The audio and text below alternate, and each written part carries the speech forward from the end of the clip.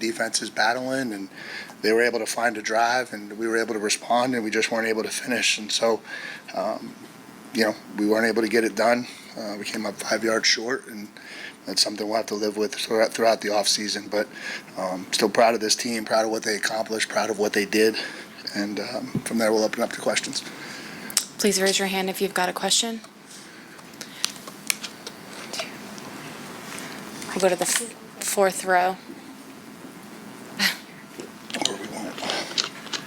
Coach Elko, in your mind, what should the history books say about these 2025 Aggies?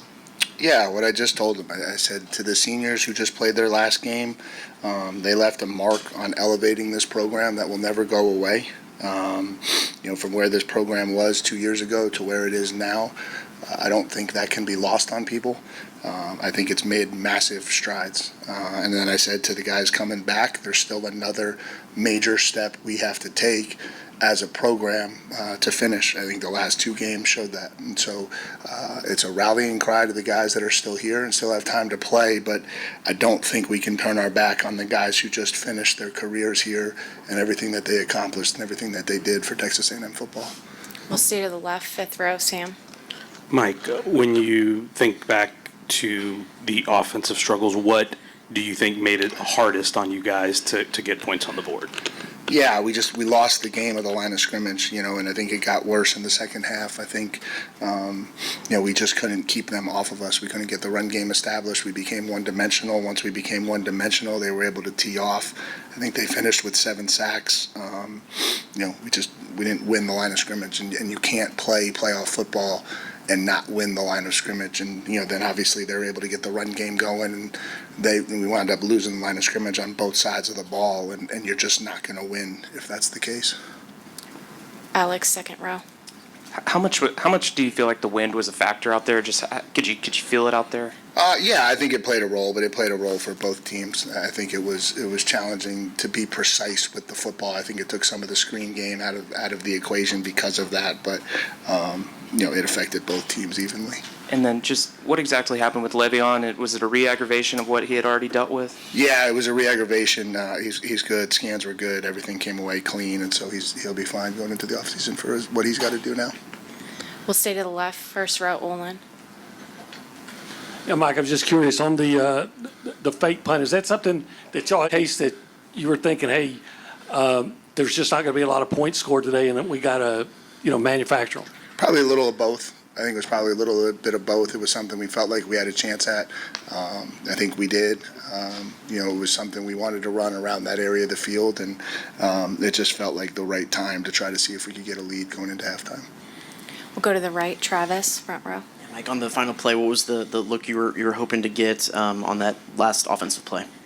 It's hard to say. I think, it's hard to say without watching the tape. And did you think that there should have been a stoppage before that for a targeting look? I don't think that matters. We're going to go the second row, Brian Davis. Mike, what happened on when Fletcher got loose for that 56-yard run that took them and set them up for their touchdown drive? Anything specific happened on that, or he just get loose? Or he just got loose. I thought they found some surfaces and some runs. They started getting their wide receivers involved in inside gaps, and really created a very, very it was a heavy power football they were playing with 3 wide receivers on the field, and we just didn't handle it well enough. The way that your run defense had been playing all day, though, that play and then Tony's run around the edge, did you just feel like bend but don't break, and they broke, or what do you think? No, I think we just didn't make the plays we needed to make down the stretch. That's all. Coach, we'll go back over to the left, fourth row. Coach, Marcel obviously had a great year. Ending didn't go quite the way you wanted to, but when you look at his overall play, and specifically today, what do you feel like he needs to work on to become a better version of himself and what he can be? Yeah, I think, he's still a young quarterback. I still think there's a lot of room for development and growth from him. I think you saw major strides this year, but I still think there's a ceiling there that he's not close to hitting. And so he's a great kid. He's a hard worker. I know he'll go back to work this offseason, and I think you'll get a much better version of him next year with another year of continued development in our system. We'll stay to the left, third row. Coach, how do you want this team and this group of players to be remembered moving forward? I think kind of how we talked about the first question, that was the same one. I think they left a legacy in terms of redirecting this program.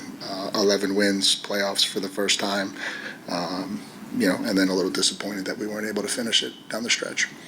We'll go over to the right, second row. Yeah, Mike, after those 11 straight wins and being in the top 5 all year, how much pain are you feeling wanting it so bad and not being able to deliver today? No, it's not about me. It's the pain the kids feel. I'm fine. I'm a grown man. I can handle it. You hurt for those kids because you know how hard they worked. You know what they put into this thing. People will try to knock at what they did and what they accomplished, and that won't be fair to them, and they'll have to deal with that. But that's life today in this day and age. I hurt for them. It's a great group. I enjoyed being around them. It was a lot of fun to come to work every day, and I'm going to miss being able to do that. We'll go to the front row. Mike, what went into the decision to pick Zirkle as the field goal kicker, and what did you see kind of go wrong on that kick? It was just low. It was a low kick. It didn't get the height that it needed. It didn't get the trajectory that it needed. Was there something in practice you saw that led you to pick him as the guy? Yeah. And then just Marcel's play in this game, how would you kind of assess it? And were some of the struggles due to the trenches play you talked about? Yeah, it was a lot. There was a lot of pressure on him. When you can't establish the run game, it's really challenging. And the last 2 games, we haven't been able to run the football, and that makes it really, really hard when you play good teams. And so, I think you see something very similar with us. If teams can't get the run game going, we've been able to tee off on them. It's the same kind of thing. And so I think it starts with our inability to run the football. Marcel Reed can't be our leading rusher. He can't have the most carries. It just can't happen that way, and we've got to go into the offseason and we've got to figure some things out on how to do that better. And then I think he'll tell you he was up and down a little bit. Certainly the pressure impacted it. Give Miami credit; they certainly impacted it. They're a really good defense, and we just got to figure it out. We'll stay to the right, third row. Mike, in the first half especially, y'all did a great job containing Carson Beck. He was having a lot of difficulty. Y'all were getting a great pass rush on him, and then it loosened up a little bit there in the second half. Did you see any adjustments that they made in the second half to allow him to do that? No, I think it was the exact opposite of what I just kind of went over with us. I think our struggles were we could never get the run game going. I think what they were able to do in the second half is get the run game going, and I think that let them play in front of the chains a little bit more. It wasn't as many obvious passing situations.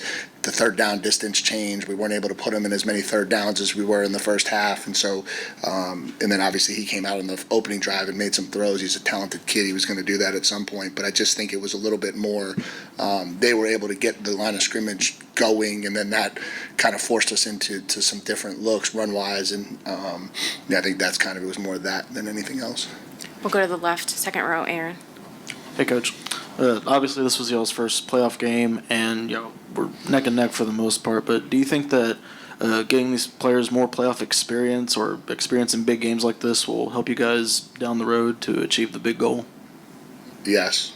I think in order to ultimately complete the playoff quest, you've got to first get in, you got to learn what it's all about, and then you got to get good enough to win games in the playoffs. We'll go to the right, fifth row, said. Hey, Mike, you guys, what were your conversations like at the half? Because you had some scoring opportunities there in the first half, deep in their territory that you came up empty on. Yeah, I think it was just the one, right, in the first half where we missed the field goal. It just felt like we were having a hard time getting unhinged. We weren't doing a really good job with the field position game on special teams. That was, they had the big return that flipped the field. We hit a couple low-line drive kicks that didn't help. We weren't able to get the return game going, and so their net punt was better than ours. It felt like the field just kind of kept tilting away from us in a defensive struggle, right, and that makes it challenging. We got the one drive down there. We weren't able to finish it, and then we got the field goal blocked. And and then on the flip side, I thought defensively we went into some short field situations and really made some stands. But then when you do that, then your offense has to come out and go a really long way. And in that type of game, it creates challenges. We'll go back to the left, second row, Colton. Hey, Coach. Were there any positives that came out of this game, and what were they, if you thought there were? I mean, it's hard to take positives in a playoff game that you lost that ends your season. I think there's positives in the big picture direction of Texas A&M, but I wouldn't say in this game. We'll stay to the left, front row, Mark. Mike, how frustrating is it to see a problem that you've recognized and dealt with all year, the run defense, come to this point, and the same thing repeats itself, and a guy breaks off for 172 yards, and that's the difference in the game? Yeah, I mean, I think that you're not really in a position to talk about these things as the year's going on because you're just trying to find ways, but clearly that was a weakness of ours. It goes without saying, and so it's hard to make a weakness a strength in the middle of the season. And so again, we've got to look at what we're doing, we've got to look at how we're doing it, and we've got to figure some things out this offseason. But when you're in the middle of it, it's certainly very challenging to turn a weakness into a strength. Alex, second row. I realize it's fresh, but just what do you feel like are the biggest things y'all need to accomplish this offseason to keep this thing going the way you hope it's trending? Yeah, I mean, I don't hope it's trending. It is trending. I see the direction that it's trending.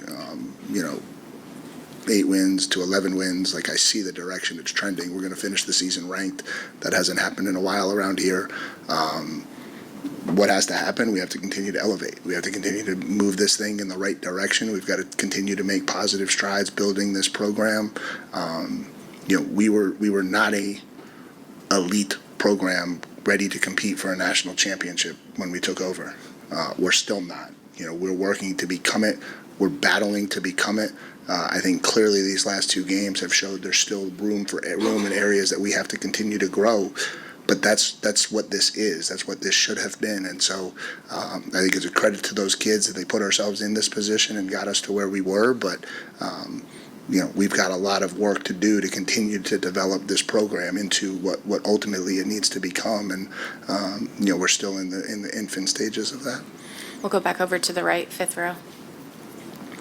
Mike, I think in the last 4 games of the season, y'all end up -8 turnover-wise. What are the factors that you see kind of causing those problems? And I guess when you're playing really good teams, how does that make it tougher for you guys?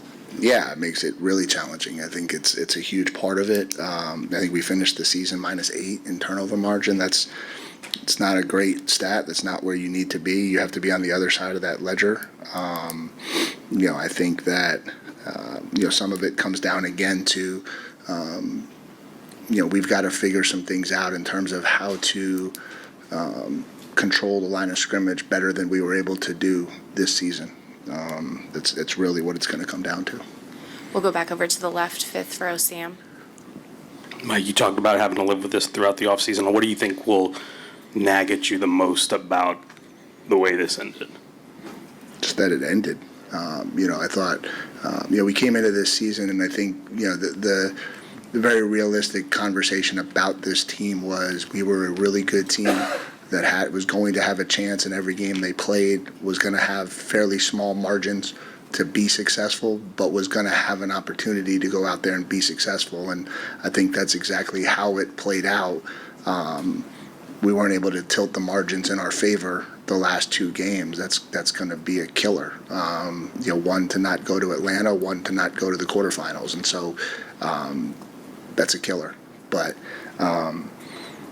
you got to swallow it, and you got to move forward just like we did last year. Coach, we'll go to the front right. Mike, you talked about some of the run defense issues there. We had talked to the players a lot throughout the season. They always felt it was just, gap integrity or just some simple fixes. As you look at the season as a whole, was it just simple fixes, or was it more nuanced to why you guys just, kind of struggled down the stretch there? Yeah, I mean, obviously there's a ton of nuance in it. If it was as easy as just simple fixes, we would have simply fixed it, not to be disrespectful, but, there's a lot that goes into where the struggles were. And so we've just got to figure it out. I'm sorry, I don't have much of a better answer than that. To the left, third row, Matthew. After being amongst the top sack totaling teams all season, what led to the inability to get back tonight?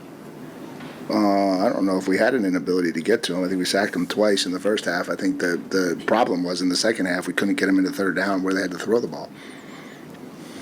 All right, anything else for Coach? Okay. Thanks, guys. Thanks for.